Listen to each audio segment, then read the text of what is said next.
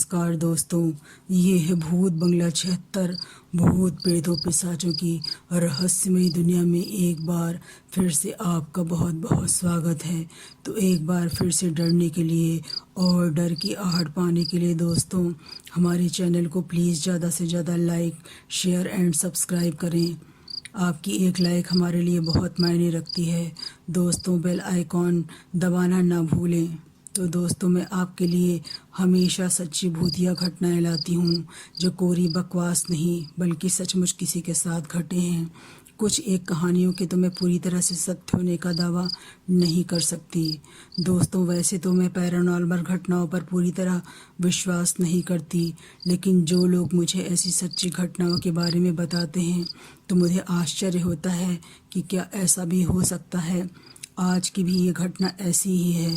तो दोस्तों देर न करते हुए चलते हैं कहानी की तरफ। ये जिला हाथरस के एक छोटे से मोहल्ले की घटना है। ये कहानी मेरे परिचित जिनका नाम अनिल कुमार था, वो एज ए लेक्चरर वहाँ नियुक्त थे, जिन्होंने यह कहानी हम सबको बताई थी।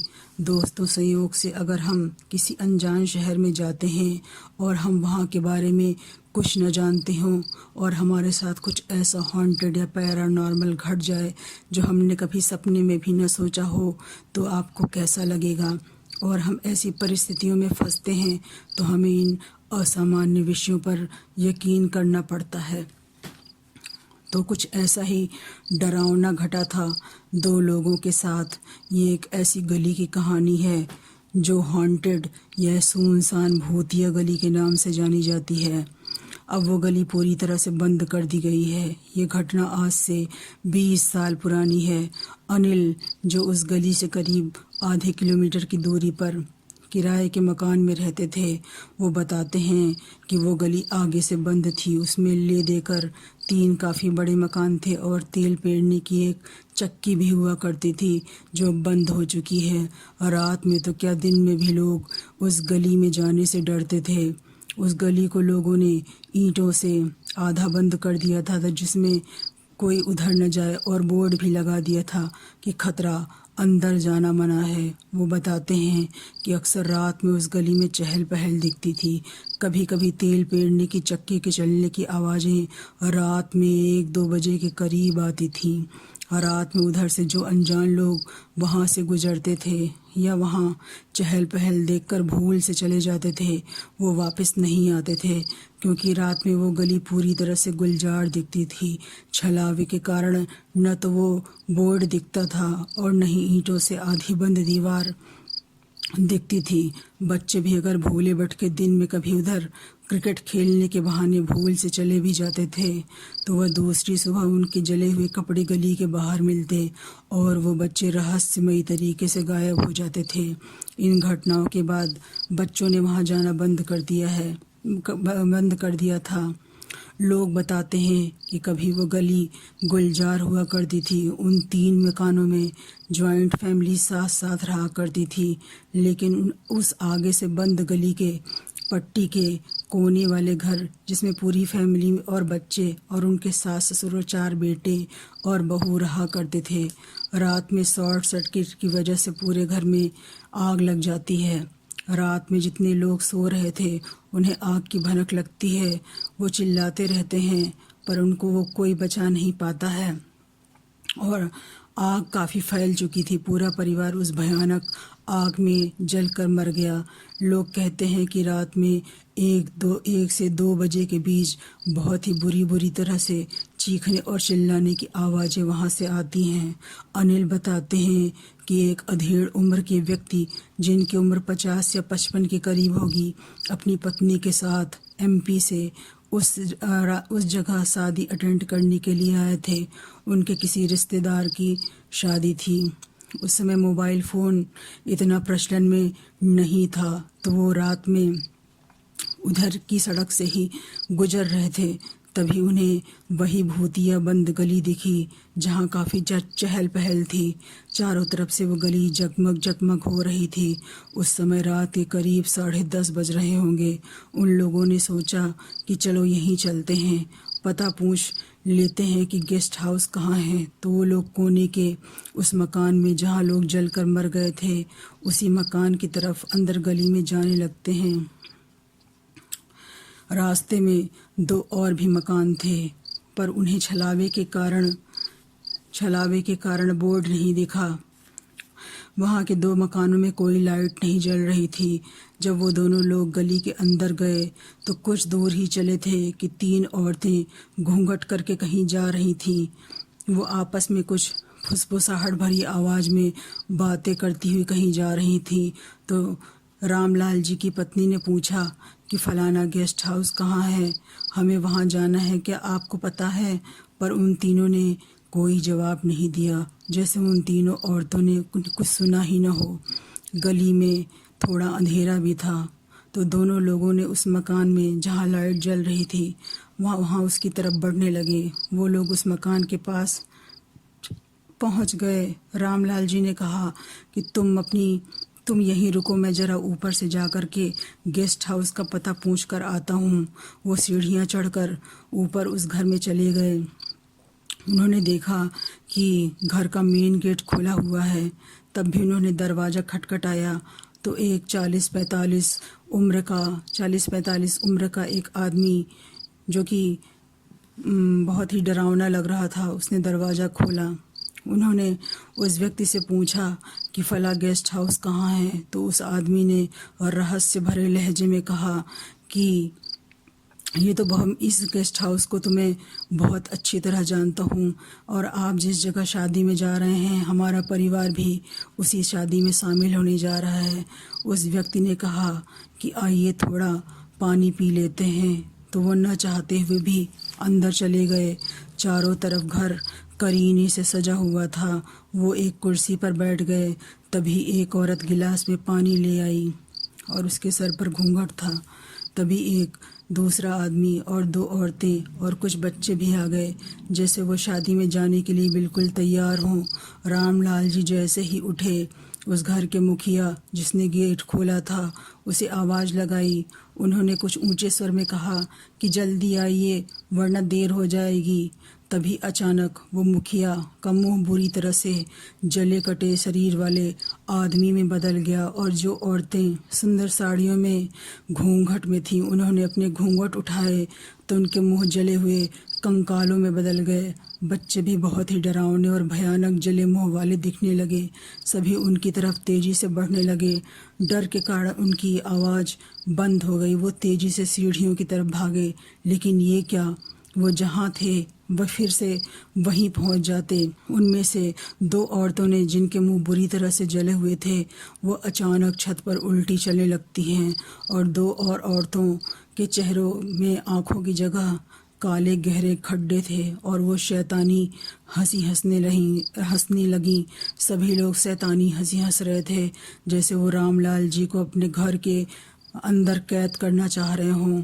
कुछ भयानक मुंह वाले बच्चे भी चीखने लगे, हमें बचाओ, हमें बचाओ, हमें बचाओ की चीख उनके कानों में गूंजने लगी।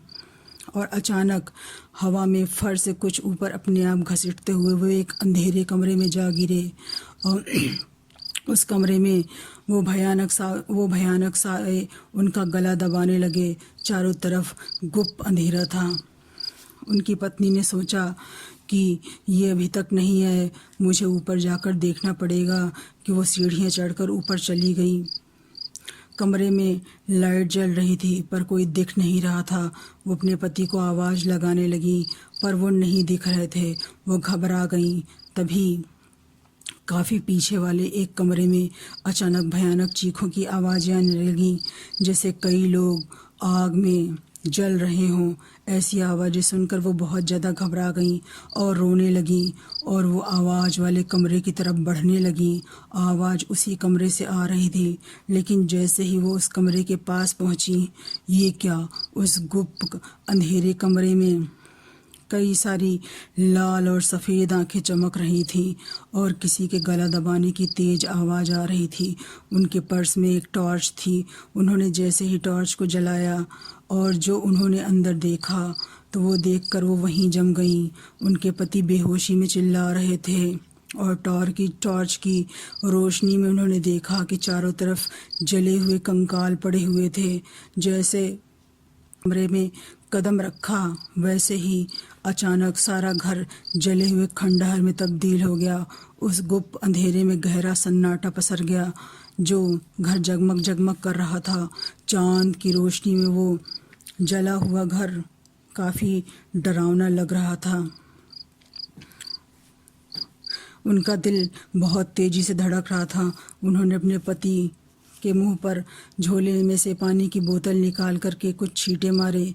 जब वो होश में आए तो वो बहुत ही ज़्यादा डरे हुए थे और अपनी पत्नी को देखकर फूट फूट कर रोने लगे और कहने लगे कि यह घर भूतिया है, यहाँ से जल्दी भागो। उनके पति के कपड़े भी कई जगह से जल गए थे। वो कहने लगे कि हम यहाँ से कैसे निकलें, यहाँ तो प्रेतों का माया जाल बिछा हुआ है, तुम इस कमरे तक कैसे पहुँची, वो प्रेत कहाँ गए। वो बहुत बुरी तरह रो रहे थे। तभी एक कमरे से एक बुढ़िया की आवाज़ आई, डरो मत। वो आवाज़ एक जली हुई अलमारी के पीछे से आ रही थी। उन्होंने सोचा कि लगता है फिर से प्रेत पीछे पड़ गए हैं और वो डर के मारे दोनों लोग भागने लगे। तभी एक और आवाज़ आई कि मैं ही तुम्हें यहाँ से निकलने का रास्ता बता सकती हूँ, मुझसे डरो नहीं। उन्होंने उस जली अलमारी को हटाया। उसके पीछे एक जला हुआ दरवाज़ा था। उन्हें एक बूढ़ी औरत की आत्मा उस दरवाजे के अंदर दिखी, जो उनसे कह रही थी कि तुम्हारी औरत के द्वारा मेरी मुक्ति लिखी थी। इसके गले में जो पवित्र रुद्राक्ष और शंकर भगवान की माला है, जिससे सारे प्रेतों का माया जाल कट गया। भगवान शंकर तो प्रेतों के राजा हैं, शायद उन्हीं ने तुम दोनों को यहाँ हमारी मुक्ति के लिए भेजा है। तुम्हारी बीबी के पास कटार है, प्रेत कटार से बहुत डरते हैं। उस बुढ़िया ने बताया कि हमारी कहानी बड़ी दुख भरी है। मेरा नाम कमला देवी था और मेरे पति का नाम राम बाबू था। हमारे चारों बेटों और बहुओं ने हमसे हमारे सोने के गहनों के बक्से को छीन लिया और ज़बरदस्ती मकान अपने नाम करवाना चाह रहे थे।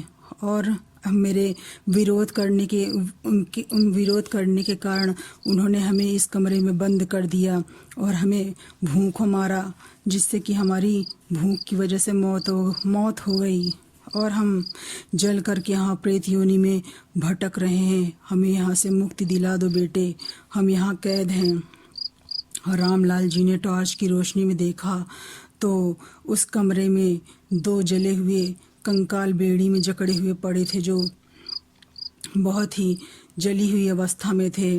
उस बूढ़े आदमी और औरत ने कहा कि हम झूठ नहीं बोल रहे, हमारी मुक्ति के लिए तुम केवल हमारे नाम से गरुड़ पुराण का पाठ करा दो ताकि हम इस नरक से मुक्ति पा सकें। साथ ही उस बुढ़िया ने बताया कि तेरी बीबी बहुत पुण्यात्मा है, उसके झोले में जो धार्मिक किताबें रखी हैं और उसके पास जो कटार है उसको लेकर तुम चलना। रास्ते में अगर मेरे घर वालों के दुष्ट प्रेत या दुष्ट आत्माएं तुम्हारे पीछे पड़ती हैं तो उन कटार से वो दूर भाग जाएंगी और तुम भगवान शंकर का मंत्र और अपने पढ़ते रहना और अपनी कुल देवी को याद करते रहना, तो तुम्हें वो सीढ़ियों वाला रास्ता अपने आप मिल जाएगा। और ऐसा ही हुआ। वो दोनों लोग मंत्र पढ़ते हुए आगे बढ़ने लगे उन्हें रास्ते में बाहर निकलने की सीढ़ियाँ दिखाई दी। वो मकान में किसी तरह बाहर आ गए, लेकिन जैसे ही वो मकान के बाहर आए, गली में गुप्त अंधेरा था। गली के अंत में एक पेड़ पर बहुत ही भयानक चुड़ैलें उल्टी लटकी हुई थी। वो देखकर वो बहुत डर गए। वो चुड़ैलें शैतानी हंसी हंस रही थी। वो बोल रही थी, बच के कहाँ जाओगे, लौट के यहीं आओगे। और वो चुड़ैलें पेड़ के से उतरकर उनके साथ साथ चलने लगी। तभी उन्हें कुछ बच्चे की आत्माएं हवा में तैरती हुई दिखीं, जो ये कह रही थीं कि अंकल हमें यहाँ से निकालो, हमें अपनी मम्मी के पास जाना है। पर इन चीज़ों से वो डरे नहीं, वो तेज़ी से भागने लगे। तभी एक औरत उन्हें दिखाई पड़ती है जो घूंघट ओढ़कर चक्की में कुछ पीस रही थी। जैसे ही वो उसके पास पहुँचे, उस औरत ने अपना घूंघट उठाया और चाँद की रोशनी में उन दोनों लोगों ने जो देखा वो खून जमा देने वाला था। वो एक कंकाल की खोपड़ी थी जिसकी आंखों की जगह केवल काले गड्ढे थे। वो देखकर वो बहुत ही ज़्यादा डर गए और भागने लगे, और वो औरत उनके पीछे पीछे भागने लगी, लेकिन किसी तरह गिरते पड़ते वो उस गली से भोलेनाथ की कृपा से बाहर आ गए। वो मंत्र पढ़ते रहे। गली से निकलते ही वे दोनों लोग बेहोश हो गए। जब उनकी नींद खुली तो सुबह के 3 बज रहे थे। दोनों लोगों ने भागते हुए पास के ही एक मंदिर में शरण ली। किसी तरह भयानक प्रेतों के माया जाल वाली गली से उन्हें मुक्ति मिली। शायद वो दोनों पहले व्यक्ति थे जो उस गली से जिंदा वापस आए। उन्होंने अपनी पूरी आप बीती पंडित जी को बताई। दूसरे दिन ही पंडित जी ने उन दोनों बूढ़ी औरत और आदमी के नाम से गरुड़ पुराण का पाठ कराया। शादी में तो वो नहीं जा पाए, लेकिन उन्होंने बहुत ही पुण्य का कार्य किया। अपने माता पिता के साथ ऐसा बर्ताव नहीं करना चाहिए। ऐसा बर्ताव कोई हैवान ही कर सकता है। उन बच्चों के लिए भी गरुड़ पुराण का पाठ कराया गया जो उस गली में भूले भटके चले गए थे और जो अपने माता पिता से हमेशा के लिए दूर हो गए थे। अब वह गली पूरी तरह से बंद कर दी गई है। आज भी वो गली भूतिया है। उनके दुष्ट बेटों और बहुओं की आत्माएं आज भी उस गली में भटकती हैं और उनके लिए यही सबसे बड़ी सज़ा है। तो आपको मेरी कहानी कैसी लगी मुझे कमेंट बॉक्स में ज़रूर बताएं। अपना ख्याल रखें। तो मिलते हैं एक नई कहानी के साथ। नमस्कार।